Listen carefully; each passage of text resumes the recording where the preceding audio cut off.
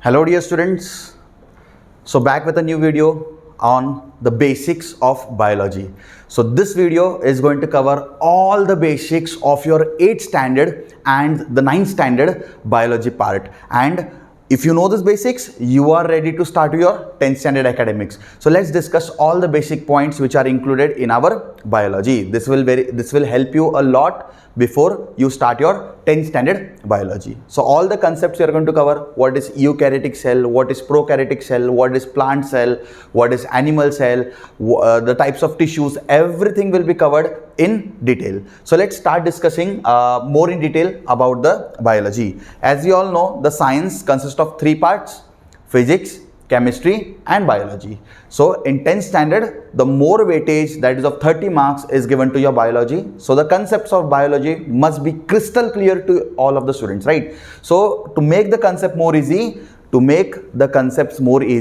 the students should understand the basics first. If the basics are clear, by default all the concepts will get crystal clear to you, right? Chalo, so let's start the topic more in detail. So first, in biology, my dear friends, you should compulsory know what is eukaryotic cell and what is a prokaryotic cell. So what is eukaryotic cell? What is prokaryotic cell? So let's start discussing about these 2 types in detail. So ये सारा concept आपका clear हो जाएगा within 10 minutes, right? Eukaryotic cell and prokaryotic cell. This is the basics of biology. So see, what is eukaryotic cell? Eukaryotic cells are the cells which are big and complex. Always remember, the cells which are big and complex, those cells are eukaryotic cells. The very best example is your animal cell and your plant cell. The animal cell, the plant cell, these are the big cells and the complex cells. And always remember, the very important point which will help to differentiate between the eukaryotic cell and the prokaryotic cell is the presence of nucleus. So the cell which has nucleus, that cell is called as eukaryotic cell, and the cell which does not have nucleus, that cell is called as your prokaryotic cell. मतलब differentiate करने के बहुत सारे points है, but सबसे main point क्या है? Nucleus. सो अगर जो भी सेल जिसमें न्यूक्लियस प्रेजेंट रहेगा, उस सेल को हम बोलते हैं eukaryotic cell. See, presence of nucleus. अगर न्यूक्लियस प्रेजेंट रहेगा तो उस सेल को हम क्या बोलेंगे? Eukaryotic cell. So see, in animal cell ये दिख रहा है आपको nucleus, so this is the nucleus in the animal cell. Plant cell ये दिख रहा है आपको nucleus, so this is the nucleus in the plant cell. Nucleus compulsory होना चाहिए. अगर न्यूक्लियस रहा तो बिंदास आप आंख बंद करके बोल सकते हो कि वो एक यूकैरियोटिक सेल है. ओके, और क्या यूकैरियोटिक सेल के अंदर? Cell wall only in plant cell. Always remember, cell wall is only present in the eukaryotic cell and only for the plant cell. Cell wall is not present for the animal cell. Animal cell में आपको cell membrane मिलेगा, but cell wall सिर्फ आपको plant cell में मिलेगा. सो plant cell में आपको क्या मिलेगा? Cell wall. Okay, so cell wall आपको मिलेगा. After that cell membrane. हाँ, सो सेल मेम्ब्रेन आपको प्लांट सेल में भी मिलेगा और एनिमल सेल में भी मिलेगा. So basically the cell membrane is for the protection of the cells. Cytoplasm, you can see the cytoplasm in the animal cell as well as the plant cell. अभी tension मत लो, आगे हम discuss करने वाले हैं साइटोप्लाज्म एंड ऑल, ये सब क्या होता है, ठीक है. सो द सेमी सॉलिड और द जेली लाइक कंसिस्टेंसी जो अपने सेल्स को न्यूट्रिएंट्स प्रोवाइड करता है ना, उसको हम बोलते हैं cytoplasm. Then we have membrane bound organelles. Last point क्या है? Membrane bound organelles. सो कोई भी सेल जिसमें मेम्ब्रेन बाउंड ऑर्गेनेल्स रहेगा तो उसको हम बोलते हैं eukaryotic cell. Now what is membrane bound organelles? Membrane bound organelles means that cells has the presence of we can say your Golgi apparatus, your mitochondria, your endoplasmic reticulum, right. So जो भी cell के अंदर ये सब चीज़ें रहेगा, Golgi apparatus, mitochondria, endoplasmic reticulum, then you can say a vacuole, right? So all these things is the thing but your membrane bounded organelles. So in your eukaryotic cell you can see many organelles, but in prokaryotic there are few organelles, right? So I hope so the concept of eukaryotic cell is clear. After understanding eukaryotic cell, now we come to the prokaryotic cell. Yes, सबसे best example prokaryotic cell का bacteria cell. So bacteria cell is the very best example of the prokaryotic cell. And starting में अभी बस 2 minute पहले मैंने आपको एक बहुत इंपॉर्टेंट पॉइंट बताया, how to differentiate a prokaryotic cell and a eukaryotic cell. The eukaryotic cell has the presence of nucleus and the prokaryotic cell does not have the nucleus. Yes, prokaryotic cell के पास nucleus नहीं रहेगा, ठीक है. सबसे best example है bacterial cell. So bacterial cell, here you cannot see any nucleus, right? So if there is absent nucleus, then that cell is called as your prokaryotic cell. See, basically these cells are small and simple cells. Yes, ये कैसे होते हैं? Small and simple. Next, loop or small rings of DNA. हाँ, here there is no any nucleus, but the DNA material is present in a small loop or in a circular structure. Cell wall present है, cell membrane present है, cytoplasm इधर भी present है, ठीक है. So eukaryotic cell and prokaryotic cell दोनों जगह पे ये सारे points common है. सिर्फ एक point हम confirm बोल सकते हैं और उसको पकड़ के रखना है, that is nucleus. So prokaryotic cell में न्यूक्लियस एब्सेंट रहेगा, यूकैरियोटिक सेल में न्यूक्लियस प्रेजेंट रहेगा, ठीक है. Example, what can be the example of your eukaryotic cell? So eukaryotic cell में plant cell, animal cell. Prokaryotic cell में the best example is your bacteria cell, right? So bacteria cell can be the best example of your prokaryotic cell. And last point, no membrane bounded organelles. Yes, what is membrane bounded organelles? Not cytoplasm, your endoplasmic reticulum, your Golgi apparatus, your mitochondria, ये सब आपके eukaryotic cell में present होता है. But in prokaryotic cell these all are absent और there is no presence of this membrane bounded organelles. So these are the major points by which we can differentiate the prokaryotic cell and the eukaryotic cell. I hope the concept of the prokaryotic cell and the eukaryotic cell is crystal clear to you. Only remember one point: the cell which has the presence of nucleus is called as your eukaryotic cell, and the cell which has no nucleus is called as your prokaryotic cell. Examples of eukaryotic cell can be plant cell, animal cell. Example of prokaryotic cell can be bacterial cell. सबसे best, easy, simple, right? Okay, so after understanding the concept of prokaryotic cell and eukaryotic cell, now we must know or we must able to be differentiate between the next concept, that is animal cell. इसको हम ऐसे बोल सकते हैं, animal cell versus plant cell. अब हम लोग animal cell, plant cell, इसको एकदम डिटेल में पढ़ेंगे, जो कि ऑलरेडी आपने आपके 8th में और 9th में रिवाइज किया रहेगा. ओके, उस कंसेप्ट को थोड़ा और स्ट्रॉन्ग कर लेते हैं. This is very important point. Before starting biology, you must know what is plant cell, you must know what is animal cell in detail. So let's start the animal cell versus plant cell more in detail. चलो, so पहले हम लोग discuss करेंगे animal cell के बारे में. सारे cell organelles हम लोग कवर करने वाले माय डियर फ्रेंड्स, सारे के सारे सेल ऑर्गेनल्स हम लोग कवर करेंगे. So I don't want any student to just sit and listen. I want you all to write it down in your notes. Whatever points I'm dictating about the cell organelles, you must note it down in small points. No need to write in a very descriptive manner. You can just note it down in a highlighted points, right? Actually, when you note down the points, that will make your concept more easy. That will help you to understand the concept more in detail, right? So writing is very important. Okay, don't just sit and listen to the lectures, right? So writing is very important, friends, right? Okay, so let's start the very very important point of biology, that is animal cell and plant cell. Okay, animal cell and plant cell का बीच का difference पता होना चाहिए, उसके अंदर के cell organelles के बारे में हमको पता होना चाहिए. So let's start with the animal cell. Yes, animal cell. पहले animal cell समझेंगे तो ऑटोमेटिक अपना प्लांट सेल ईजी हो जाएगा, ठीक है. सो एनिमल सेल दिखने में ऐसा होता है, ठीक है. सो एनिमल सेल के अंदर ये सब होते हैं उसके cell organelles. What are cell organelles? Nucleus, ribosome, cell membrane, cytoplasm, mitochondria, और भी बहुत सारी चीजें, ठीक है. I have only mentioned the important things. More some things are like Golgi apparatus, right? Golgi apparatus is there, endoplasmic reticulum is there, so many things are there, but the important points are only going to be discussed in the basics, right? सबसे पहले nucleus, ठीक है. हम एक एक को discuss करना start कर देते हैं और कुछ इंपॉर्टेंट पॉइंट्स को भी हम लोग नोट करेंगे, ठीक है. So we are discussing what? We are discussing about the animal cell. So animal cell में माय डियर फ्रेंड्स हम लोग सबसे पहले स्टार्ट कर रहे हैं विद न्यूक्लियस, ठीक है. सो व्हाट इज न्यूक्लियस? न्यूक्लियस तो पूरा गेम चेंजर है इधर. न्यूक्लियस ही तो सबसे इंपॉर्टेंट है. सी, दिस इज द न्यूक्लियस, दिख रहा है आपको? सो ये होता है न्यूक्लियस. अभी न्यूक्लियस के अंदर क्या होता है फ्रेंड्स? न्यूक्लियस के अंदर होता है जेनेटिक मटेरियल. यस, न्यूक्लियस के अंदर क्या होता है? Genetic material. Now what is genetic material?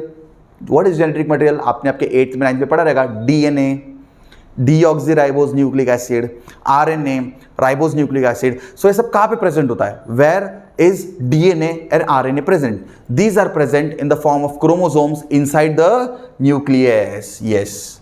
So let's start writing. अभी मैं जैसे आपको यहाँ पे लिख के दे रहा हूँ वैसे आप लोग भी लिख सकते हो. So nucleus contains the genetic material. Okay, nucleus it contains the genetic material in the form of chromosomes. Genetic material in the form of chromosomes. So I hope so everybody knows the chromosomes, right? Chromosomes का structure हमने already 9th में discuss किया है, ठीक है. हाँ, now what is genetic material? ठीक है, यहाँ पे हमने बोला ना genetic material. So genetic material बोलने के बाद आपको याद आना चाहिए DNA. You can say RNA. इसका full form भी बहुत important है. DNA का मतलब क्या होता है? DNA means your deoxyribose nucleic acid. Deoxyribose nucleic acid. Okay, deoxyribose nucleic acid. And what is RNA? Ribose nucleic acid. Ribose nucleic acid. These full forms are very important, friends. Many of the students make the spelling mistake. ठीक है, तो आप इसको please note down करते रहना. ठीक है, so DNA, RNA, this genetic material.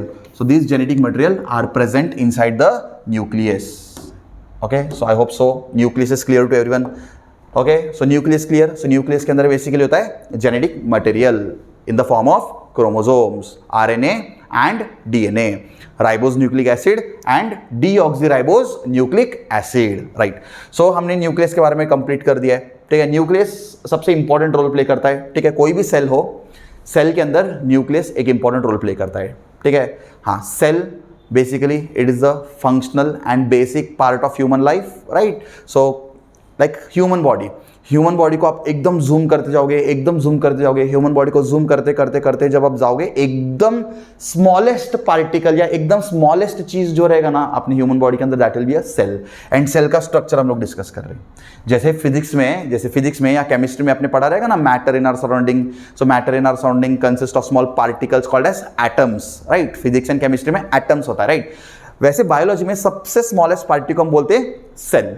And हम उसी सेल के बारे में पढ़ रहे हैं. ठीक है, और सेल के अंदर ही तो होता है अपना genetic materials, right? Which is actually important for your inheritance, which is actually important for your heredity. So inheritance, heredity, ये सब चीजें आपको 10th में और डिटेल में डिस्कस करना है.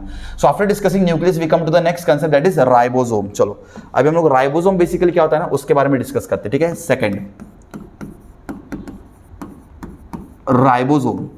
सो राइबोसोम क्या होता है friends? Ribosome is used for protein synthesis. Ribosome का मेन पर्पस क्या है ना? प्रोटीन सिंथेसिस के लिए हम लोग उसको यूज करते हैं. ठीक है, सो राइबोसोम का मेन पर्पस क्या है? Protein synthesis. Now what is protein synthesis? Basically ये प्रोटीन सिंथेसिस का क्या सीन है? प्रोटीन सिंथेसिस का मतलब होता है friends production of protein in our body. ठीक है, प्रोटीन सिंथेसिस का मतलब क्या होता है? Production of protein in our body. Now why protein is important? Protein plays a very important role for the building of the tissues. Protein plays a very important role for the structure of the body. Protein plays a very important role for building up a cell or to maintain the structure of the cell. Protein plays a very important role for maintaining we can say the structure, for maintaining the size of the cell. So ये सब चीजें होता है अपने protein. And main thing अपने जो muscles होते हैं ना, राइट? अपने muscles, smooth muscle, skeletal muscle, cardiac muscle, these muscles are also made up of the protein synthesis. So protein कहाँ पे बनता है? प्रोटीन बनता है अपने राइबोसोम के अंदर. बेसिकली राइबोसोम होता है एंडोप्लाज्मिक रेटिकुलम के अंदर. वो हमने यहाँ पे डायग्राम में इंक्लूड नहीं किया है, but for a kind information tell you, nucleus के बाजू में ना ऐसे एंडोप्लाज्मिक रेटिकुलम होता है. So inside the endoplasmic reticulum you can see the ribosome, and inside ribosome there is formation of the protein, and that process is called as protein synthesis. ठीक है, so production of protein in our body. अभी protein क्यों लगता है? for body structure, for cell structure, for maintaining, we can say for maintaining body structure. ठीक है, for maintaining body structure, for maintaining cell structure. ठीक है, body के structure को मेंटेन करने के लिए, सेल के स्ट्रक्चर को मेंटेन करने के लिए, मसल्स को बिल्डअप करने के लिए, मसल्स को बिल्डअप करने के लिए लगता है ना प्रोटीन, सो ये प्रोटीन सिंथेसिस होता है अपने राइबोसोम के अंदर। जो भी जिम जाते हैं ना, जिम ऐसे बॉडी बीडी बनाते हैं ना, जिम जाते हैं, so the person who goes to gym takes more intake of protein. Why the person going to gym takes the more intake of protein? Because जब हम ज़्यादा प्रोटीन लेंगे तो अपने मसल्स बिल्डअप होने में और ईजी रहेगा। मस्कुलर बॉडी देखा ना अपने, ऐसे मस्कुलर बॉडी, अपने तो है नहीं मस्कुलर बॉडी, बट जिनके वैसे मस्कुलर बॉडी ऐसे बाइसेप्स ट्राइसेप्स एंड ऑल होते हैं ना, सो वो ज़्यादा प्रोटीन इंटेक करने की वजह से प्रोटीन सिंथेसिस का रेट और फास्ट हो जाएगा, और प्रोटीन जब उनके बॉडी के अंदर ज़्यादा बढ़ जाएगा, प्रोटीन बढ़ने से उनके बॉडी को एक स्ट्रक्चर मिलता है, उनके सेल को एक स्ट्रक्चर मिलता है, एंड उनके मसल्स ऑटोमेटिकली बढ़ना स्टार्ट हो जाता है। ठीक है, ओके चलो, सो ये था अपना पूरा कहानी राइबोसोम के बारे में। ठीक है, ये था पूरा स्टोरी किसके बारे में, अपने राइबोसोम के बारे में। So nucleus completed, ribosome completed, now we discuss about the cell membrane. Cell membrane तो एक बैरियर है फ्रेंड्स। सेल मेम्ब्रेन क्या होता है ना, एक बैरियर, बस वो सेल को प्रोटेक्ट करने का काम करता है। ठीक है, सो सेल को प्रोटेक्शन देने का काम किस करेगा, सेल मेम्ब्रेन। ठीक है, चलो उसके बारे में भी एक पॉइंट लिख लेते, उसके बारे में भी थोड़ा लिख लेते ना। चलो, so I'll go to the next slide and I will write about the cell membrane. So cell membrane is nothing but the barrier and which provides what? Which provides the protection. हम यहाँ पे बोल सकते हैं ये एक actually barrier है, which provides the protection to the cell.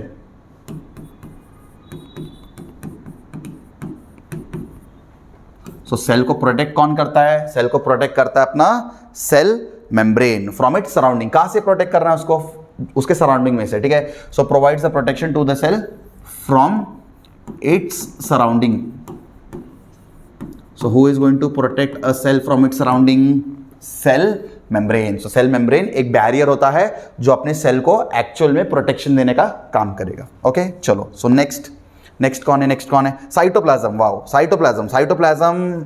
हाँ, अभी ये जो भी आपको ब्लू कलर में दिख रहा है ना यहाँ पे, सो जो भी ब्लू, एग्जैक्टली ब्लू कलर नहीं होता वो सेल के अंदर, बस यहाँ पे ये डायग्राम में ब्लू कलर में दिया। ठीक है, सो ये जो भी यहाँ पे आपको ब्लू कलर में दिख रहा है, ठीक है, that is called as a cytoplasm. Cytoplasm का मेन काम क्या होता है, इन सबको न्यूट्रिएंट्स प्रोवाइड करना, न्यूट्रिएंट्स, ओके, न्यूट्रिएंट्स प्रोवाइड करना, and whatever chemical reaction is going to take place, all the chemical reaction takes place inside the cytoplasm, right? So only two functions of cytoplasm is very important, that is it provides the nutrient to all the cell organelles, and cytoplasm provides a pathway or the platform to perform the chemical reaction inside a cell. ठीक है, चलो, so cytoplasm के बारे में भी लिख लेते हैं। So cytoplasm क्या, दो important role, that is it provides nutrients to all the cell organelles and it also provides the pathway or the platform for chemical reaction. So जो भी chemical reaction होना है कहाँ पे होगा, अपने सेल के अंदर, साइटोप्लाज्म के अंदर, chemical reaction. So all the nutrients is there in the cytoplasm. ठीक है, so nutrients क्या होता है, nutrients which are required for the cellular process. ठीक है, why nutrients are required? It is required for cellular process. So cell के अंदर जो भी प्रोसेस होना है ना, उस प्रोसेस होने के लिए उसको न्यूट्रिएंट्स लगेगा, तो न्यूट्रिएंट्स देने का काम कौन करेगा, अपना साइटोप्लाज्म। जैसे हमको एनर्जी चाहिए होता है ना, एनर्जी, सो हमें एनर्जी चाहिए होता है तो we intake from our diet, right. वैसे अपने बॉडी के अंदर जो छोटे छोटे सेल्स होते हैं उनको भी एनर्जी चाहिए होता है, सो उनको एनर्जी देने का, उनको न्यूट्रिएंट्स देने का काम कौन करेगा, साइटोप्लाज्म। ओके चलो, so after cytoplasm then we have mitochondria. सबसे सिंपल, सबसे इजी और सबसे मेरा favourite, mitochondria is called as the power house of the cell. बचपन से हम लोग सुनते आ रहे हैं, mitochondria is called as the power house of the cell. Exactly energy जो फॉर्म होता है ना अपने बॉडी के लिए जो एनर्जी लगता है, so the energy is formed inside the mitochondria. So inside mitochondria exactly energy forms in the form of ATP, adenosine triphosphate. Adenosine triphosphate are the energy molecules which exactly provides the energy for our body for the proper functioning, right? So इसीलिए mitochondria को हम क्या बोलते हैं, power house. अभी इतने सारे organelles है, राइट फ्रेंड्स, इतने सारे ऑर्गेनल्स है, बट एनर्जी प्रोड्यूस कहाँ पे होती है, एनर्जी प्रोड्यूस होती है माइटोकॉन्ड्रिया के अंदर ही। इसके लिए हम माइटोकॉन्ड्रिया को क्या बोलते हैं, power house of the cell. Exactly, there is a process which is called as Krebs cycle, which will come in your chapter life process. So there is a process which is called as Krebs cycle. This Krebs cycle basically takes place inside mitochondria. When this Krebs cycle takes place, automatically the ATP molecules, adenosine triphosphate molecules, are formed inside the mitochondria. Along with ATP, other some energy molecules are also formed like NADH, nicotine adenine dinucleotide, FADH, flavin adenine dinucleotide, GTP, guanosine triphosphate. ठीक है, ये सब energy molecules होते हैं and all this energy molecules are exactly getting form inside your mitochondria. Okay, चलो, so mitochondria is called as your power house of the cell. So almost we have completed all. अच्छा, mitochondria के बारे में लिखना बाकी है ना, उसको क्यों छोड़ना. सो माइटोकॉन्ड्रिया, माइटोकॉन्ड्रिया, ठीक है. सो माइटोकॉन्ड्रिया को हम क्या बोलते हैं, power house, power house of the cell. Powerhouse of the cell is nothing but your mitochondria. It is responsible for extracting energy. Mitochondria क्या करता है, it is responsible for extracting energy. So energy को extract करेगा, but energy को mitochondria extract कैसे करेगा, through cellular respiration. ठीक है, it is responsible for extracting energy through cellular respiration. So cellular respiration के through there will be production of the energy molecules, and the energy molecules is called as ATP. You must know the full form of ATP, adenosine triphosphate. So this adenosine triphosphate is the energy molecule which helps to provide the energy to the body for the proper functioning, right? So ये हो गया अपने mitochondria के बारे में. Okay, so my dear friends, we have completed all the cell organelles for the animal cell. So animal cell के अंदर important जो सेल ऑर्गेनल्स है वो हमने कंप्लीट कर लिया. Now after animal cell we go to the plant cell. Yes, plant cell और animal cell में सिर्फ ज़्यादा फर्क नहीं है, फंक्शंस तो वही है. See, inside the plant cell also it has a nucleus, and this nucleus has a genetic material. Genetic material means your DNA and your RNA. Ribosomes are there for the protein synthesis. So exactly protein forms here for maintaining the shape and maintaining the cell membrane or for formation of tissues. Cell membrane is the barrier. So this is the cell membrane, which is the barrier which provides the protection to the cell, ठीक है, from its surrounding. Then we have something called as vacuole. यहाँ पे 3 चीजें add हुआ है, ठीक है. Vacuole is present only in the plant cell. Animal cell में भी होता है बट बहुत कम, ठीक है, बट ज्यादातर ह्यूज प्रोपोर्शन में कहाँ पे प्रेजेंट होता है, in the plant cell. After that cell wall is only present in the plant cell. And chloroplast is also present in the plant cell. ये दोनों चीजें ऑलमोस्ट 1 2 3 वैक्यूल भी, ये तीनों चीजें प्रेजेंट होता है प्लांट सेल में. This all things are not found in the animal cell. Okay, now what is chloroplast?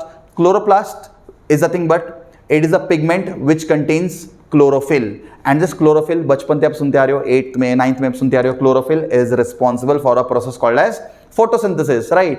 So plants produce their energy in the form of photosynthesis process. So photosynthesis process exactly gives them the ATP and glucose molecules, right? So photosynthesis होने के लिए chloroplast is responsible. And plants green color में दिखते, right?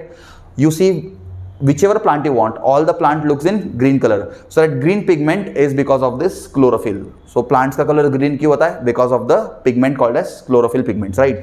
Okay. After that cell wall is there. हाँ, ये जो dark green color में आपको दिख रहा है ना, dark green color में, इसको हम बोलते हैं cell wall. Cell wall is only present in the plant cell. It is not present in the animal cell. Now this cell wall is for the strength and support. So cell wall का main purpose क्या है? It provides the strength and support to the plant cell. Okay, so almost हमने सब कुछ cover किया है, सिर्फ हमें क्लोरोप्लास्ट के बारे में लिखना है, सेल वॉल के बारे में लिखना है, ठीक है. चलो, क्लोरोप्लास्ट के बारे में एंड सेल वॉल के बारे में भी लिख लेते हैं. Chloroplast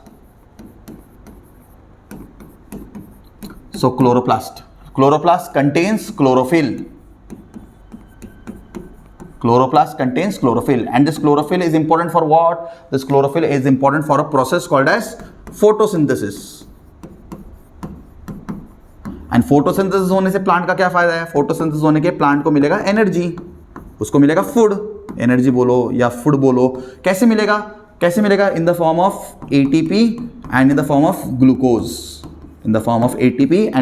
glucose. Exactly plant get their food और plant get their energy. So ये सब पूरा कहाँ पे होता है? Inside the chlorophyll. When the sun rays, देखो, sunlight and water is very important for the photosynthesis, and ये सब कहाँ पे हो रहा है? इनसाइड द chlorophyll pigments, मतलब क्लोरोप्लास्ट के अंदर. So when the sun rays fall inside the chlorophyll pigments, then there is a process called as photosynthesis, right? Okay. After that, cell wall. Basically cell wall और vacuole का मैं बोल देता हूँ. Cell wall क्या होता है ना, it provides the strength and support. So अपने plant है, अपने plant को पूरा strength और पूरा support provide कौन करता है? Cell wall. Cell wall is only present in the plant cell. And what is vacuole? Basically vacuole is called as the specialized lysosome. ठीक है, vacuole के बारे में लिख लेते हैं. ठीक है, vacuole. So what is this vacuole? So vacuole are called as specialized lysosomes. इसको हम क्या बोलते हैं? Specialized. इसको हम बोलते हैं specialized lysosomes. इसको हम स्पेशलाइज्ड लाइसोसोम्स क्यों बोलते हैं फ्रेंड्स? देखो इसका एक्चुअल में मेन रीजन क्या है ना, main function is to handle the waste products. Vacuole handles the waste products very effectively. Main function is to handle the waste products. So the waste product management is done by the vacuole. Okay, चलो. So almost we have completed the full plant cell also. So हमने animal cell और plant cell के बारे में एकदम detail में discuss कर दिया है. ठीक है, एंड जो इंपॉर्टेंट सेल ऑर्गेनल्स है वो सेल ऑर्गेनल्स के बारे में हमने डिस्कस कर लिया है. ठीक है, चलो. Now we have some quiz. Okay, so now we have some quiz for you. अब ये क्विज में I want everyone to participate actively. फटाफट आंसर गेस करना है. ठीक है, पहले आपको आंसर गेस करना है. आप जब आंसर गेस करोगे then I am going to tell you the right answer. Right, which cell has a regular shape? Which cell has a regular shape? Option A plant cell, option B animal cell and option C both. Regular shape किसके पास होता है? ठीक है, सोचो. आप सोचो पहले. Okay, I will tell you the answer. Basically regular shape होता है, गेस किया क्या आपने? रेगुलर सेल किसके पास होता है? रेगुलर शेप होता है आपके प्लांट सेल के पास. क्यों? इन दोनों में क्या फर्क है? इसके पास एक्स्ट्रा क्या है? ठीक है, मेम्ब्रेन तो दोनों के पास है, बट सेल वॉल एक्स्ट्रा किसके पास है? सेल वॉल है प्लांट सेल के पास. ठीक है, so because of the presence of cell wall, ठीक है, there is a regular shape. So regular shape mostly is maintained by the plant cell. And animal cells का ना एक्चुअली इरेगुलर शेप होता है. ठीक है, okay, so I hope so you understood this. Second quiz. हाँ, name the part of the cell. So आपको ये part को नेम करना है. ठीक है, ऑप्शंस आपको दे दिया है, आपको गेस करना है. चलो, let's see who is going to guess. Guess करो सब लोग, अपने अपने माइंड में गेस करो. सो ये वाला जो पार्ट है, ये वाले पार्ट को हमें गेस करना है. So which part is this inside the plant cell? Which part is this? Yes, it is the vacuole. Yes, you guessed it right, it is the vacuole. चलो next, name the part of the cell. Yes, अभी ये आपको एक animal cell दिया है. सो ये animal cell में ये पार्ट को क्या बोलेंगे? ये वाले पार्ट को हम क्या बोलेंगे? इसको हम क्या बोलेंगे? सो ये पार्ट को हम बोलेंगे, गेस करो. Yes, so you guessed it right. So what is this part called as? This part is called as mitochondria, which is called as the powerhouse of the cell. Okay, which is called as the powerhouse of the cell. Okay, where does the protein synthesis takes place? सोचो protein synthesis कहाँ पे होता है? अभी हमने थोड़ी देर पहले discuss किया. प्रोटीन सिंथेसिस कहाँ पे होता है? Endoplasmic reticulum. एंडोप्लाज्मिक रेटिकुलम के अंदर कौन होता है? Ribosomes. Yes, inside the ribosome there is the protein synthesis taking place. Okay, so I hope so everybody guessed the answer right. और एक क्वेश्चन है, where does the photosynthesis takes place in a plant cell? सबसे easy question, आज का सबसे easy question. Photosynthesis plant cell में कहाँ पे होता है फ्रेंड्स? बहुत सिंपल है, देखो आपके सामने ऑप्शन है. सो फोटोसिंथेसिस कहाँ पे होता है? Photosynthesis takes place in chloroplast. Right, chloroplast के अंदर पिगमेंट्स होते हैं. सो वो पिगमेंट्स के अंदर होता है आपका फोटोसिंथेसिस. राइट, चलो. Where do a chemical reaction takes place? Chemical reaction कहाँ पे होता है? बोलो, गेस करो फास्ट. केमिकल रिएक्शन कहाँ पे होता है? Yes, you guessed it right. Chemical reaction होता है आपके साइटोप्लाज्म में. Okay, so after completing the quiz, I hope so everybody guessed the answers right. After completing the quiz, now we move to the next basic part, that is kingdom. बहुत simple है, सबसे simple है. 8th 9th पे आपने already बहुत इसके ऊपर पढ़ा है. ठीक है, all the living organism in this planet are classified into 5 types. Again I repeat, all the living organisms are classified into 5 kingdoms. What are the 5 kingdoms? Animal kingdom, plant kingdom, fungi, bacteria and protist. सो हम एक एक के बारे में detail में discuss करते हैं. सबसे पहला था animal kingdom. Okay, so animal kingdom is basically, animal kingdom ऐसा किंगडम है which is dependent on other kingdom for their food. Animal kingdom में consist of multicellular, unicellular, but 100% they are depend on the food on other kingdom. ठीक है, so animal cells के animal kingdom के हम क्या बोल सकते हैं, दे आर मल्टी सेल्यूलर. ठीक है, basically animal cells are multi cellular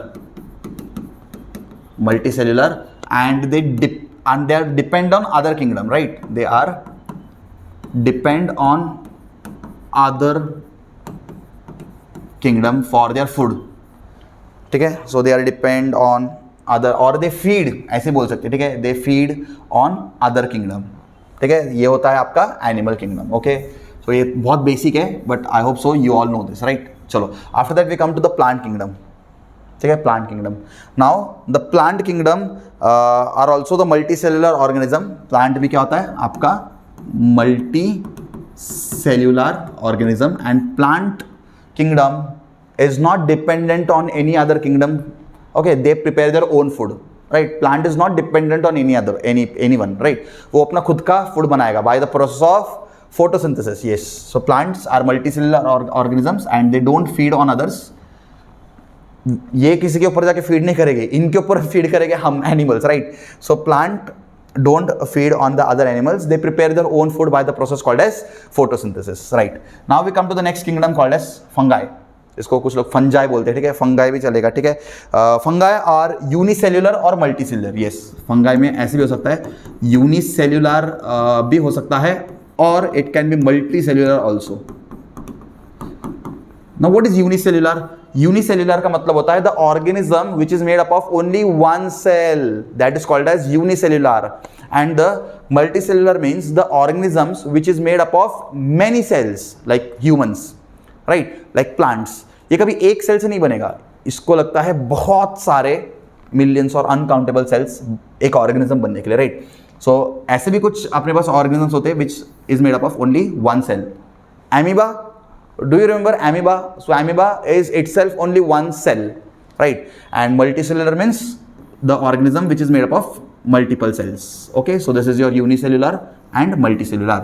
so fungi दोनों टाइप के हो सकते हैं, यूनिसेल्युलर भी हो सकते हैं और मल्टीसेल्युलर भी हो सकते हैं, जैसे कि mushroom, they comes under the kingdom fungi. Then we come to bacteria, right? So bacteria में भी दो टाइप्स के हो सकते हैं. ठीक है, यूनिसेल्युलर और multicellular. And which type of cell it is bacteria? Prokaryotic cell कि eukaryotic cell? Yes, you guessed it right. So आपके जो बैक्टीरियाज है, ठीक है, सो आपके जो बैक्टीरियाज है बेसिकली यूनिसेल्युलर ऑर्गेनिजम्स में आते हैं and they are a prokaryotic cell. Then we come to the last one, that is protist. So basically protist क्या होता है? Have you seen the algae? So आपका जो एल्गे होता है, so it comes under the kingdom protist. Protist मतलब ऐसे organelles जो बेसिकली वाटर के अंदर होते हैं. ठीक है, सो वाटर के अंदर जो भी होता है ना उसको हम बोलते हैं प्रोटिस्ट. एल्गे आपने देखा रहेगा और स्पाइरोगायरा आपने देखा रहेगा, right? So algae, spirogyra, all these things come under the kingdom called as protist because they are inside the water, right?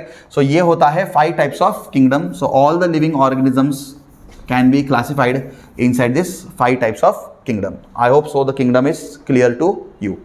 After understanding the concept of kingdom, we move to the next concept, levels of organization. Yes, ये बहुत important है, बहुत important है. यहाँ से अब भी आगे का जो भी लेक्चर है ना, it is very important for the students who are going to go in the 10th standard, right? Levels of organisation, we can say level of organisation. What is level of organisation? देखो, what is level of organisation? Basically we all know the basic and the functional unit part of the plant. Plant is nothing but the cell, plant cell. ठीक है, so plant cell, it is the basic बोलो and functional unit of life, basic and functional unit. So one basic, सिर्फ one, only one. Cell कितना होता है? Only one. ठीक है, one.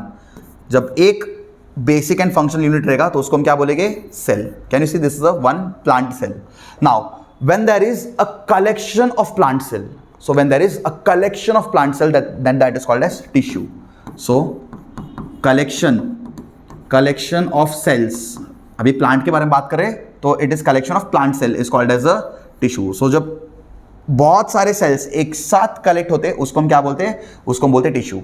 And जब बहुत सारे टिश्यूज टुगेदर कलेक्ट होते हैं उसको हम बोलते हैं एक ऑर्गन. ठीक है, collection of tissues is called as one organ. And जब ऑर्गन का एक सिस्टम बनता है उसको हम बोलते हैं organ system. And organ system, multiple organ system together makes an organism. Multiple organ system together makes an organism. ठीक है, सो ऐसा होता है आपका levels of organisation in plant. ये आपको और ज्यादा क्लियर होगा अगर मैं लेवल्स ऑफ ऑर्गेनाइजेशन अपने ह्यूमन सेल के बारे में बात करूं. ये आपको और इजी जाएगा. देखो, see again in humans also there is no special case. Our human body is made up of small functional unit called as cells. So अपना human body किससे बनता है? Small functional unit called as cells. And when there is a collection of cells is called as your tissue. When there is collection of tissues, a collection of tissue is called as your organ. दिख रहा है आपको example के साथ. So एक cell, वो एक cell से बन गया एक टिश्यू. ठीक है, वो टिश्यू को जब हम कलेक्ट करें तो बन गया एक ऑर्गन. अभी ऑर्गन यहाँ पे सिर्फ उन्होंने हार्ट दिखाया. So there can be many more organs like brain हो सकता है, लिवर हो सकता है, किडनी हो सकता है, स्मॉल इंटेस्टाइन्स हो सकता है, लार्ज इंटेस्टाइन्स हो सकता है. ठीक है, सो ये सारे ऑर्गन्स बनते कैसे? By the collection of tissues. And tissues कैसे बनते हैं? By the collection of cell. समझ में आ रहा है? इनका रिलेशन समझ में आ रहा है क्या? And this organ is responsible for a system. मतलब हर एक ऑर्गन का अपना अपना सिस्टम होता है. जैसे कि हार्ट का होता है सर्कुलेटरी सिस्टम. ठीक है, उसके बाद अपना ब्रेन का होता है नर्वस सिस्टम. वैसे अपना किडनीज का होता है एक्सक्रीटरी सिस्टम. सो हर एक पार्ट का या हर एक ऑर्गन का अपना खुद का एक सिस्टम होता है. तो अगर हम ऑर्गन की बात करें तो हार्ट का होता है अपना सर्कुलेटरी सिस्टम. ठीक है, so you can see the circulatory system. And ऐसे बहुत सारे सिस्टम्स अपने बॉडी के अंदर मिलकर बनाते हैं एक organism. You can see organism.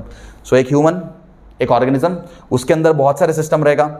हम डिस्कस करने वाले कौन से सिस्टम्स होते हैं हम डिस्कस करेंगे. बट इतना समझो कि एक organism inside a organism there are many organ system, right? Cardiac system, respiratory system, digestive system, nervous system, endocrine system. So many systems are there, and these multiple systems together make a organism, right? And how do we how these organ systems are made? These organ systems are made with the help of the organs. And how organs are made? With the help of the collection of tissues. And how tissues are made? With the collection of a cell. Okay, so I hope this is clear to you. और एक example, अभी थोड़ा एक अलग cell लेते हैं. The collection of cell is called as tissues. Collection of tissues is called as organ. ठीक है, so organ. So you can see here your stomach. अभी स्टमक आ गया तो स्टमक आ गया मतलब ये कौन सा ऑर्गन सिस्टम रहेगा? Digestive system. कौन सा स्टमक आ गया मतलब? Digestive system, because the digestion takes place inside your stomach. So if you get the stomach, so organ stomach आ गया मतलब ये कौन सा सिस्टम रहेगा? Digestive system. एंड ऐसे बहुत सारे सिस्टम्स टुगेदर मिलकर एक बनाएंगे एक ऑर्गेनिज्म. अभी के लिए तो यहाँ पे सिर्फ 2 ही मैंने ऑर्गन्स दिखाया. अब हम क्या करेंगे? मल्टीपल ऑर्गन्स और उस ऑर्गन के सिस्टम्स के बारे में हम लोग अभी डिस्कस करेंगे. ठीक है, so this is very important. So I want all the students to note down this basic. So this is levels of organization. ठीक है, ये बहुत इंपॉर्टेंट है. इसके लिए मुझे ऐसे लग रहा है और एक बार इसके बारे में एक फाइनल रिवीजन दूं. सेल. ठीक है, सुनो. Cell, a collection of basic and functional unit in a human body is called as a cell. A collection of cell together is called as a tissue. So tissue कैसा बनता है? एक बहुत ज़्यादा cells का जब ग्रुप बनेगा तो उसको बोलेंगे tissue. A collection of tissue together is going to form a organ. Organ, there can be many organs, right? So जब बहुत सारे tissues कलेक्ट होते हैं तब एक organ बनता है. And this organ is responsible to run the whole organ system.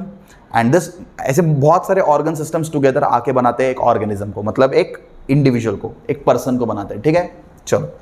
So after discussing this, अभी हमने देखा ना ऑर्गन्स है, बहुत सारे सिस्टम्स है. कौन से सिस्टम्स है रे? सिर्फ 2 ही सिस्टम्स है कि अपने ह्यूमन बॉडी के अंदर? नहीं, अपने ह्यूमन बॉडी के अंदर बहुत सारे सिस्टम्स है, बट उसमें से कुछ इंपॉर्टेंट सिस्टम्स को हम लोग डिस्कस करेंगे. ठीक है, so you can see this. So ये सारे सिस्टम्स आपको पता होना चाहिए. टेंशन मत लो, ये डरो मत, अरे इतने सारे सिस्टम कैसे याद रहेंगे. टेंशन लेना नहीं है. ठीक है, जो मेरी बात सुनेगा, जो स्टूडेंट मेरी बात सुनेगा उसका 10th में बायोलॉजी बहुत ईजी जाएगा.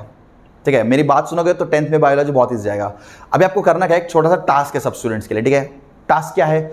अभी ये जो भी सिस्टम्स हम लोग डिस्कस करेंगे, ये जो भी सिस्टम डिस्कस करेंगे हम लोग, जैसे integumentary system, skeletal system, muscular system, nervous system, circulatory system, respiratory system, digestive system, excretory system, urinary system,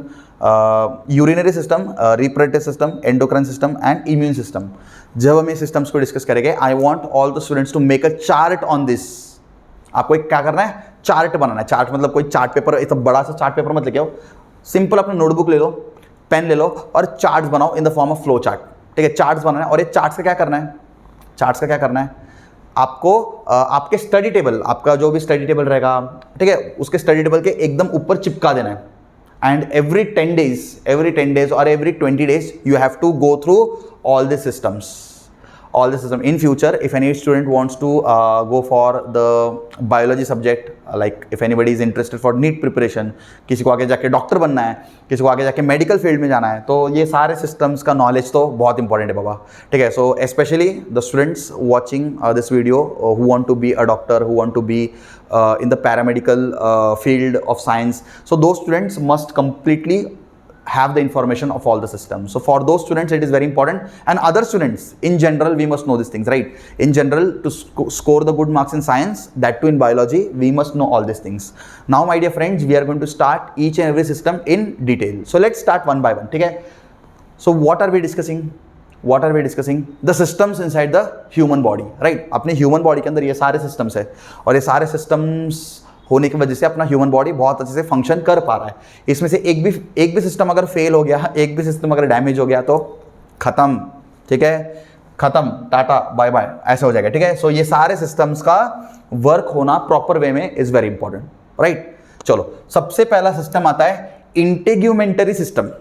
what is integumentary, that will discuss. पहले तो ये आपको अच्छे से ड्रॉ करके लेना है। ठीक है, एक मैं आपको बताता हूँ, चार्ट बनाना है और आपको आपके स्टडी टेबल पे, स्टडी वॉल पे चिपका दो और रोज उसको देखो। ठीक है, अच्छे से बनाओ। You can use some colourful pencils, you can use some sketch pens and all to make it more attractive, and चिपका दो अपने स्टडी टेबल, अपने घर पे, जहाँ पे भी आप most of the time study करते हो, जहाँ पे आप most of the time spend करते हो, या आपका जो बेड रहेगा, बेड के बाजू में चिपका दो। ठीक है, चिपका दो। रोज जब सुबह उठोगे देखने का, बिफोर गोइंग टू बेड देखने का। ठीक है, सम स्टूडेंट्स 1-2 दिन करते हैं, छोड़ देते हैं। ठीक है, कंसिस्टेंसी मेंटेन करो बस। ठीक है, चलो, सो एक सिस्टम को स्टार्ट करते हैं। सबसे पहले integumentary system. Now what is this integumentary system? Integumentary system का मतलब होता है, this system is the outermost layer of our body. अपने ह्यूमन बॉडी का जो आउटरमोस्ट लेयर होता है ना, आउटरमोस्ट लेयर, सबसे बेस्ट एग्जांपल अपना स्किन। अपने बॉडी का आउटरमोस्ट लेयर क्या है? अपना skin. So this skin comes under the integumentary system. So integumentary system के अंदर कौन आता है friends? Are outermost layer. So outermost layer, अपने ह्यूमन बॉडी का आउटरमोस्ट लेयर बोलने के बाद कौन आता है? अपना स्किन। सबसे बेस्ट एग्जांपल क्या है? अपना skin. After that you can say nails, ये भी अपना आउटरमोस्ट लेयर ही है। ठीक है, अब ये आउटरमोस्ट लेयर क्यों होना चाहिए? क्या होने वाला है यार ये आउटरमोस्ट लेयर से? अरे बहुत इंपॉर्टेंट काम होने वाला है। क्या काम होने वाला है? Protection. Our body is protected. Our body is been protected with the help of this integumentary system, that is your skin. Protection, ठीक है, protection that is for and protection भी है, and साथ साथ और एक important function है which regulates the body temperature. हाँ, ये integumentary system जो है ना, मतलब अपना skin, ये अपने body temperature को maintain करने में help करता है। ओके, अच्छा, एक छोटा सा क्वेश्चन देखते। ऑनेस्टी मेंटेन करना। कमेंट में मुझे बताना, सिंसियरली कमेंट में मुझे बताना, अपने पास है क्या कोई ऐसे स्टूडेंट जिसको अपना एक नॉर्मल ह्यूमन बॉडी का टेम्परेचर कितना होना चाहिए? ये क्वेश्चन है मेरा। ठीक है, नॉर्मली ह्यूमन बॉडी का टेम्परेचर कितना होता है? ठीक है, नॉर्मली ह्यूमन बॉडी का टेम्परेचर कितना डिग्री सेल्सियस होता है? So let's see. Honesty maintain करो। कोई बाद में गूगल पे देख के या मेरा आंसर सुन के बाद में जाके कमेंट में टाइप मत करना। अब भी क्या भी टाइप कर दो, सुन रहे हो ना? अब भी क्या भी कमेंट में जाके टाइप कर दो, what is the normal body temperature of a human. ठीक है, टाइप कर लिया सबने? ओके, मैं आपको बता देता हूँ। अभी सुनने के बाद जाके कोई टाइप मत करना। ठीक है, चलो, सो मैं आपको बता देता हूँ। सो नॉर्मल बॉडी टेम्परेचर जो होता है दैट इज 37 डिग्री सेल्सियस। सो अपना बॉडी का टेम्परेचर है ना 37 डिग्री सेल्सियस मेंटेन होना बहुत जरूरी है। ज़्यादा भी नहीं, कम भी नहीं, 37 डिग्री सेल्सियस मेंटेन होना चाहिए। अभी मेंटेन करेगा कौन? इंटेग्यूमेंटरी सिस्टम। इंटीग्यूमेंट्री सिस्टम क्या करेगा, अपने बॉडी के टेम्परेचर को रेगुलेट करने में हेल्प करेगा, अपने बॉडी के टेम्परेचर को मेंटेन रखने में हेल्प करेगा एंड साथ साथ उसको प्रोटेक्शन देने का भी काम करेगा, ठीक है। साथ साथ प्रोटेक्शन भी देगा और क्या करेगा, बॉडी टेम्परेचर को रेगुलेट भी करेगा। नाउ क्या हो सकता है ना, हम लोग ट्रैवल करते रहते हैं, we can go in some certain condition where the temperature of the surrounding changes, when the temperature of the surrounding changes still our body will maintain a 37 degree Celsius, right. So 37 degree Celsius maintain करने का काम कौन करेगा, अपना integumentary system. So integumentary system is going to maintain the body temperature. अभी examples क्या है, skin, nails, hairs and glands. So these are some integumentary system. अभी आपको करना क्या है, हेडिंग देना है इंटीग्यूमेंटरी सिस्टम, ऐसे फ्लो चार्ट बनाना है। Outer most layer help for protection, regulates the body temperature and these are the examples. So ऐसे आपको अच्छे से एक चार्ट बनाना है, चिपका देना है, चिपका देना है, कम से कम 12-13 चार्ट्स आपको चिपकाना पड़ेगा, ठीक है। यहाँ पे काम कर सकते हो, एक पेज को आप हाफ में डिवाइड कर सकते हो, एक पेज को हाफ में डिवाइड करके ऐसे अलग अलग सिस्टम्स के बारे में आप लिख सकते हो, ठीक है। So I hope so we have completed the first system, ठीक है, इंटीग्यूमेंटरी सिस्टम। चलो we come to the next system. The next system is called a skeletal system. दिख रहा है हड्डी, हड्डी या स्केलेटल, ठीक है, skeletal system. Now basically what is the skeletal system, bones. So जो सिस्टम के अंदर बोन्स आएगा उस सिस्टम को हम क्या बोलेंगे, स्केलेटल सिस्टम। क्या बोलेंगे रे, स्केलेटल सिस्टम, बोन्स। बोन्स का क्या फायदा है रे, अरे our body is getting the support.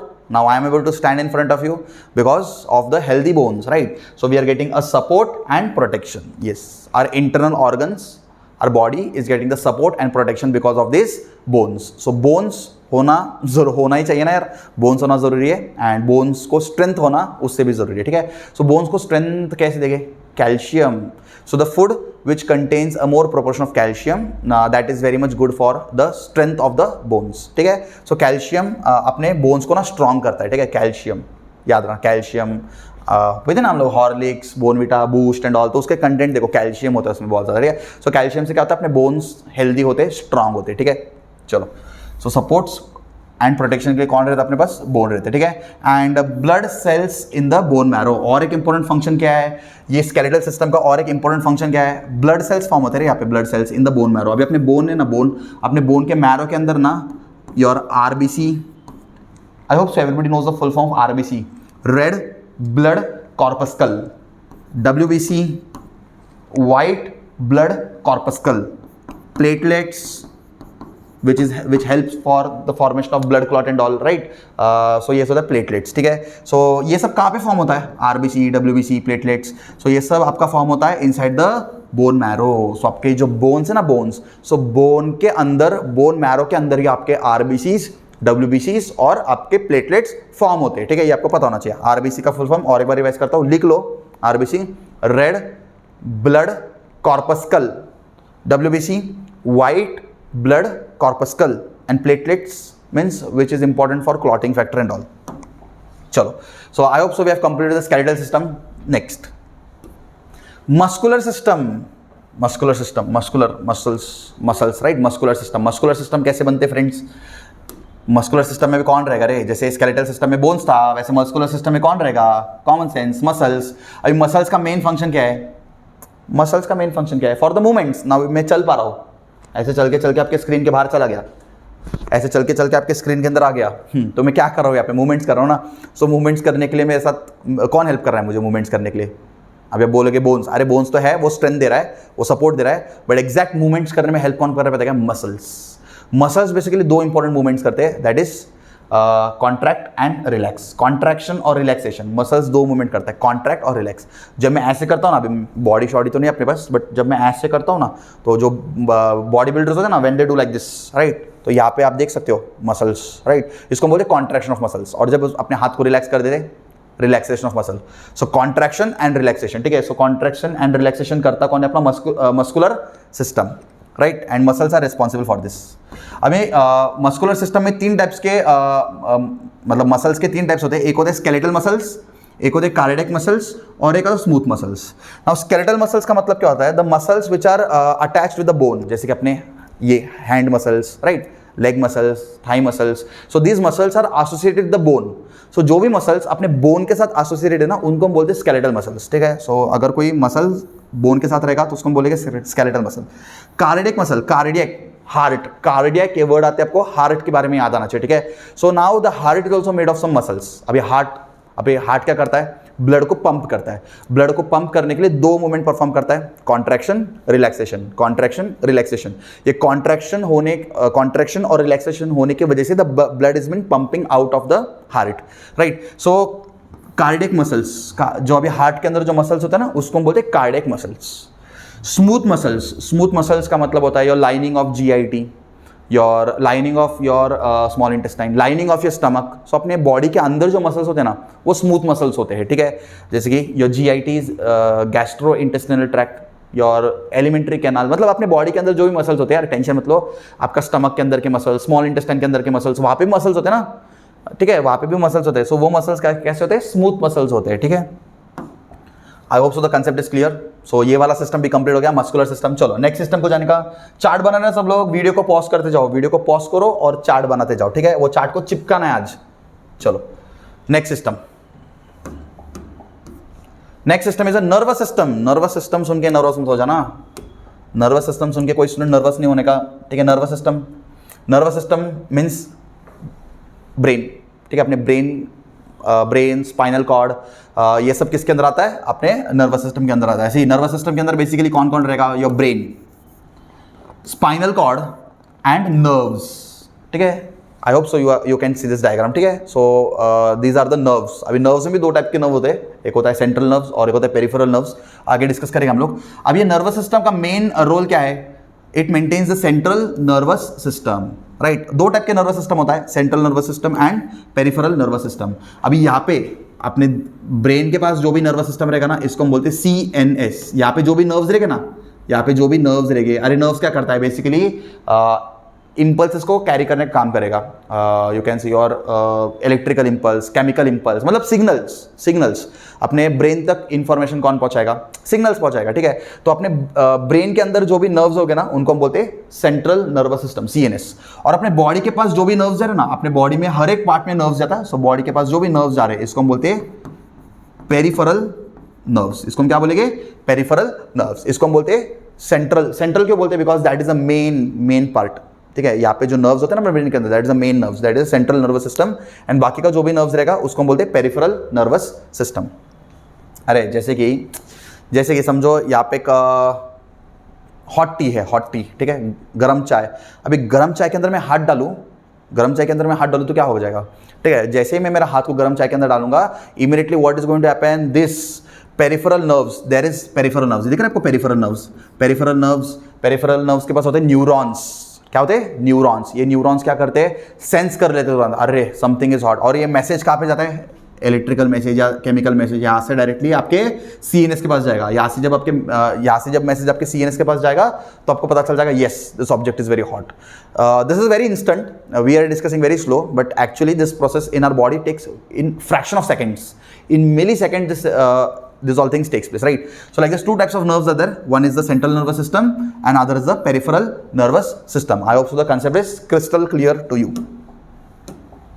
And these nerves basically transfers electrical impulses and chemical impulses. Impulses means what?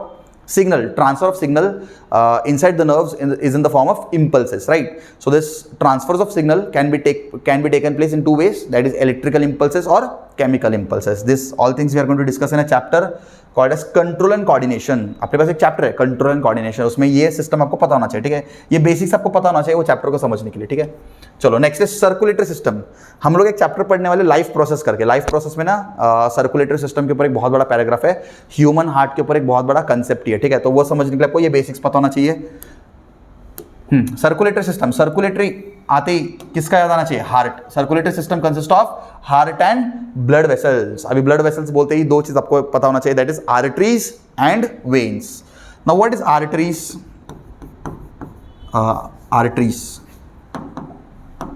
ठीक है, arteries. So arteries basically carries the oxygenated blood, ठीक है। Arteries carry the pure blood बोल सकते हो। Oxygenated blood का मतलब होता है pure blood which is in pure form.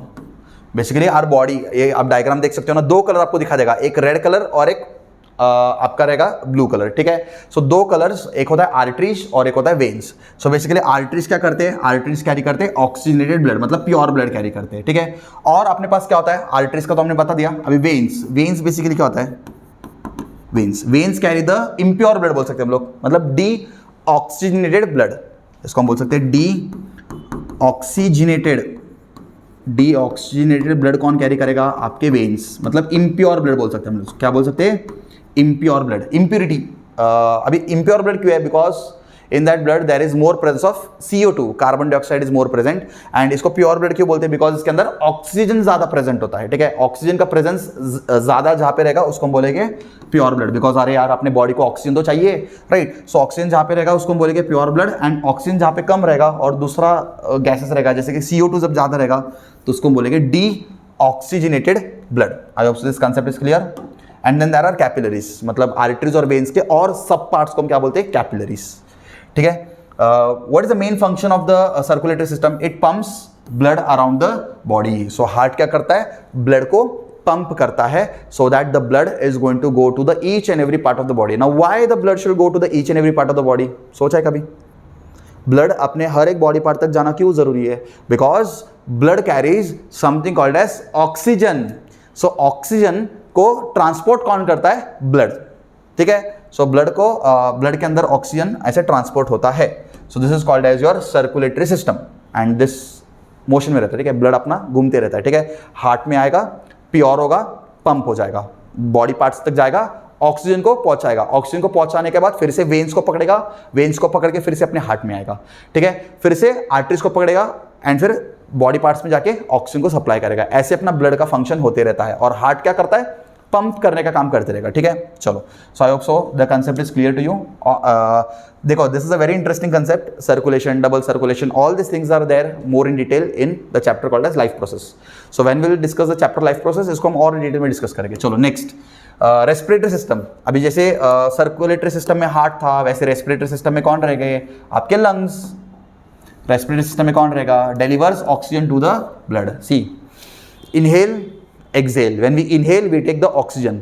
When we exhale, we release the carbon dioxide, right? So हम जब inhale करते हैं, so ये ऑक्सीजन अपने lungs तक जाता है by the respiratory system, ठीक है। So ये इस सिस्टम का मेन टारगेट क्या है, delivers oxygen to the blood, removes carbon dioxide, yes, oxygen, carbon dioxide.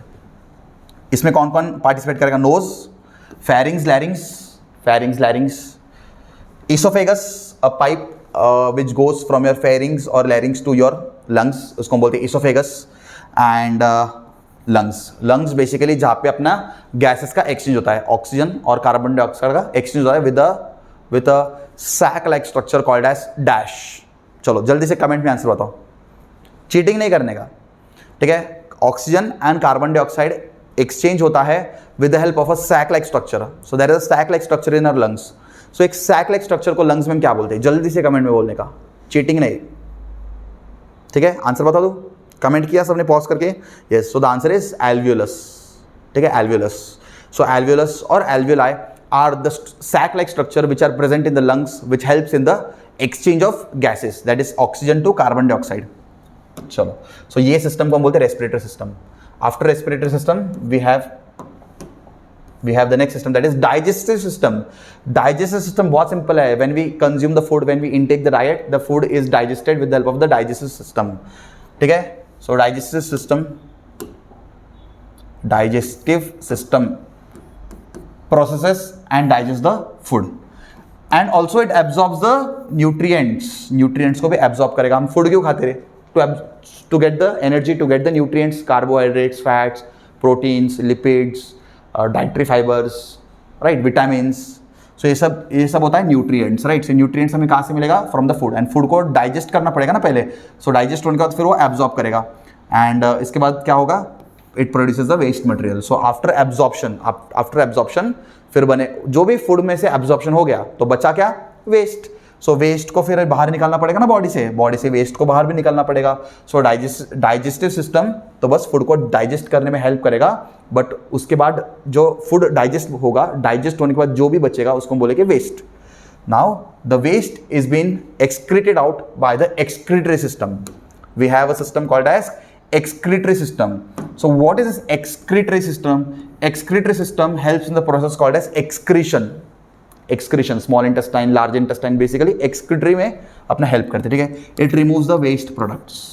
So क्या करता है? It removes the waste products. इसके एग्जाम्पल excretory system में basically कौन आता है? Your small intestine and large intestine. ठीक है. So I hope so this concept is crystal clear to you. Next system, urinary system. Yes, urinary system क्या करेगा? अपने ब्लड को फिल्टर करने में हेल्प करता है. ब्लड का फिल्टर है, ठीक है. सो ब्लड को फिल्टर कौन करेगा? ब्लड को फिल्टर क्यों करना है? बिकॉज ब्लड के अंदर होता है something called as uric acid, जिसको हम यूरिया भी बोलते हैं, ठीक है. सो ब्लड के अंदर क्या होता है? Uric acid. जब ब्लड अपना सर्कुलेट होता है ना, उसके अंदर ऑटोमेटिकली इंप्यूरिटीज ऐड हो जाता है in the form of uric acid और यूरिया. इसको बॉडी से बाहर निकालना बहुत जरूरी है, ठीक है. सो इसको बॉडी से बाहर निकालने के लिए हम क्या करते हैं? ब्लड को फिल्टर करना पड़ेगा. और ब्लड को फिल्टर कौन करेगा? अपना kidney. Can you see this? Kidney, जिसको बेच के तुम आईफोन लेते हो ना, क्या किडनी को बेच के आईफोन लेते ना, ठीक है. किडनी को बेचना नहीं है, ठीक है. 2 किडनीज है, हाँ, इसमें से समझो एक किडनी नहीं भी रहा तो भी काम चलेगा, बट ऐसे नहीं करना है. इसके लिए बोलते हैं ना, बेच लो मेरा किडनी, बेच लो और ले लेते आईफोन, ठीक है. 2 किडनीज है, बट दोनों भी होना जरूरी है, ठीक है. कुछ लोग बोलते हैं एक किडनी से भी काम चल जाएगा, क्या ही तो करना है, ठीक है. किडनी का फिर ट्रांसप्लांट किया जाता है. The person who requires kidney, then we can transplant the kidney to them, but iPhone के चक्कर में किडनी बेचना नहीं है, ठीक है. चलो, किडनी. सो किडनी के अंदर एक्चुअली एक बेसिक यूनिट होता है जिसको हम बोलते हैं नेफ्रॉन. जिसको हम क्या बोलते हैं? Nephron. This nephron exactly helps in filtration of the blood. And blood filter होने के बाद ब्लड के अंदर जो भी यूरिक एसिड है और ब्लड के अंदर जो भी यूरिया है, उसको हम लोग एलिमिनेट करेंगे इन the form of urine. So this uric acid, urea is eliminated out of the body in the form of urine, ठीक है. एंड ये परफॉर्म कौन करता है? ये सब कौन करता है? यूरिनरी सिस्टम रिलीजेस यूरिन, ठीक है. सो अपना यूरिन फिर रिलीज हो जाएगा. यूरिन के साथ साथ कौन रिलीज हो जाएगा? अपने ब्लड के अंदर जो यूरिक एसिड था, अपने ब्लड के अंदर जो यूरिया था, वो रिलीज हो जाएगा, ठीक है. Kidneys are connected with the help of urethra and this is called as urinary bladder. So urinary bladder के थ्रू फिर वो रिलीज हो जाएगा, ठीक है. चलो, so I hope so this concept is clear to you. This all things we will discuss more in detail in the chapter called as life process. Life process में ना एक्सक्रीटरी सिस्टम के ऊपर एक बहुत बड़ा कंसेप्ट है, जहाँ पे kidneys, nephron, Bowman's capsule, urethra, urinary bladder, ये सब चीजें मैं और डिटेल में डिस्कस करना है, बट ये बेसिक्स है. बेसिक्स आपको क्लियर होना चाहिए, ठीक है. Next is reproductive system. Now reproductive system is also one of the life process. इसके ऊपर एक बहुत बड़ा चैप्टर है आपको, ह्यूमन रिप्रोडक्शन करके, तो वहाँ पे हम इस चैप्टर को और डिटेल में डिस्कस करेंगे 10th में, बट बेसिक्स तो पता होना चाहिए. So reproduction for reproductive system, as you all know, male and female participation is required. So male have the sperm cells and the female have the egg cell, ठीक है. egg cell होता है इनके पास, mail के पास होता है sperm cells. So when the sperm cells get fused with the egg cells, then that process is called as fertilization, ठीक है. सो मेल रिप्रोडक्टिव सिस्टम अलग होता है और फीमेल रिप्रोडक्टिव सिस्टम अलग होता है. Both the reproductive systems are different, but only remember the male reproductive system has sperm cells and the female reproductive system has the egg cells. When the sperm cells and the egg cells combines together, then that is called as a fertilization. And after fertilization, then there is formation of embryo. ठीक है. fertilization होने के बाद then there is formation of embryo and then there is formation of a new individual. ठीक है. So we'll discuss more in detail all these things in the chapter called as human reproduction. ठीक है. But ये भी एक system होता है जिसको हम बोलते हैं reproductive system. Reproduction process basically takes place with the help of the reproductive system, where the participation of male and female is important. Next we come to the next system, that is endocrine system. अब ये endocrine system सुना रहेगा आपने 9th में, endocrine system, right? So basically endocrine system क्या होता है? Which consists of glands. इसके पास क्या होता है? endocrine system के पास होता है glands. बहुत सारे glands होते हैं. अब ये glands क्या करते हैं? It regulates the body process. Body process को रेगुलेट कैसे करते हैं? By detecting and distributing the hormones. अपने पास अपने बॉडी के अंदर ना बहुत ज़्यादा हार्मोन सिक्रेशन होता है. अभी हार्मोन सिक्रेशन क्यों होना चाहिए? For the proper development and proper maturity of the body, hormone secretion is very important. Adrenal hormone, ऐसे pituitary hormone, pituitary gland secretes the pituitary hormone. So like this many hormones are there. So this hormones are important for development of our body. So जब hormone secret होते हैं ना, तो अपना body का development होता है, ठीक है. सो हार्मोन जो सीक्रेट करता है उसको, उस सिस्टम को हम क्या बोलते हैं? Endocrine system. ओके, चार्ट बना रहे हो ना? Okay. Immune system, a very important system, immune system, ताकत, सहन शक्ति, अपने बॉडी का सहन शक्ति, इम्यून सिस्टम, ठीक है। जितना अपना इम्यून सिस्टम स्ट्रांग रहेगा उतना हम बीमारी से कम जाएंगे, ठीक है। If your immune system is good then no any bacteria और no any virus can infect you from any infection, right. So immune system should be good. Immune system basically detects foreign cells. So अपने body के अंदर जो foreign bacteria virus जाएगा ना, उसको detect करने का काम करेगा अपना immune cells. Produces and releases immune cells. हाँ, अपने बॉडी के पास ना कुछ इम्यून सिस्टम होता है, ये दिख रहा है आपको, immune system, right. Immune system, immune cells जितने ज़्यादा रहेंगे उतना ही अपन फॉरेन सेल्स को अटैक कर सकते हैं, ठीक है। So for example if I am having good immune cells, मेरे बॉडी के अंदर ना बहुत ज़्यादा इम्यून सेल्स है, अभी कोई ऐसा इन्फेक्शियस बैक्टीरिया, कोई इन्फेक्शियस वायरस मेरे बॉडी के अंदर चला गया, व्हेन एनी इन्फेक्शियस बैक्टीरिया और infectious virus goes inside my body, if my immune cells are strong and more, they will defeat that bacteria. मतलब उस बैक्टीरिया का एक्शन मेरी बॉडी के ऊपर नहीं होगा। हाँ, अगर मेरे इम्यून सेल्स वीक हो गए, या अगर समझो मेरे इम्यून सेल्स को पता नहीं है उस बैक्टीरिया को कैसे डिफीट करना है, देन माई बॉडी में हैव दैट इन्फेक्शन, राइट। हाँ, इट प्रोटेक्ट्स द बॉडी। अपने बॉडी को बहुत सारे इन्फेक्शन से प्रोटेक्ट करने का काम कौन करता है? This immune system. So immune system should be strong. चलो सम क्विज, जल्दी जल्दी क्विज का आंसर डिस्कस करते हैं हम लोग। चलो, which system filters blood and produce urine? अब भी हमने डिस्कस किया। चलो गेस करो, सब लोग अपने मन में गेस करो, ऐसा कौन सा सिस्टम है जो ब्लड को फिल्टर करेगा और यूरिन प्रोड्यूस करेगा? सिंपल है यार, यूरिनरी सिस्टम। सिंपल है, ये कैसे हो सकता है? Digestive system helps to digest the food, reproductive system helps to reproduce the new individual, right. Okay, चलो नेक्स्ट क्वेश्चन फटाफट। Which system consist of the brain, spinal cord and nerves? हाँ, ऐसा कौन सा सिस्टम है जिसके पास ब्रेन मतलब जिसमें ब्रेन इंक्लूड रहेगा, नर्व्स इंक्लूड रहेंगे और स्पाइनल कॉर्ड इंक्लूड रहेगा? Simple, your nervous system. Circulatory system के अंदर कौन होगा? Your heart, right. Urinary system के अंदर कौन होगा? Your kidney, right. And nervous system के अंदर कौन रहेगा? आपका ब्रेन, स्पाइनल कॉर्ड, ये सब चीजें आपके नर्वस सिस्टम के अंदर रहेगा, राइट। चलो next, what is the role of the excretory system? Excretory system का रोल क्या है? ठीक है, excretory system to remove the waste products, to digest food, to produce urine, ठीक है। So your excretory system has the role to remove the waste products, ठीक है। Urinary system, इसमें कुछ लोग बोलते हैं ये क्यों नहीं, urinary system removes the urine और it produces the urine, right. But excretory system क्या करेगा? वेस्ट को रिमूव करेगा, ठीक है। So the right answer is first one, A. Next, which system break down food? अरे बहुत सिंपल है, कौन सा सिस्टम अपना फूड को ब्रेक डाउन करने में हेल्प करेगा? That is your digestive system, right. Next, चलो, so coming to the and.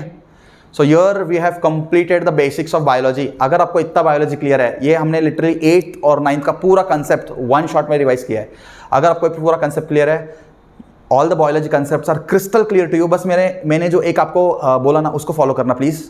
Charts बना दो। ये जो भी सिस्टम्स हमने देखा ना, ये जो भी सिस्टम्स हमने देखा वो सारे सिस्टम का प्लीज आप लोग चार्ट बना दो, ठीक है। हाँ, ये सारे सिस्टम का चार्ट होना बहुत जरूरी है, ठीक है। If you have the charts then your concepts will be more easy and the concepts will be more clear to you. 10th में ज़्यादा डिफिकल्टी आपको नहीं होगा, ठीक है। Okay, so here we have completed the basics of biology. If any doubts, if any queries, you can mention in the comment section, ठीक है। चलो, थैंक यू, बाय।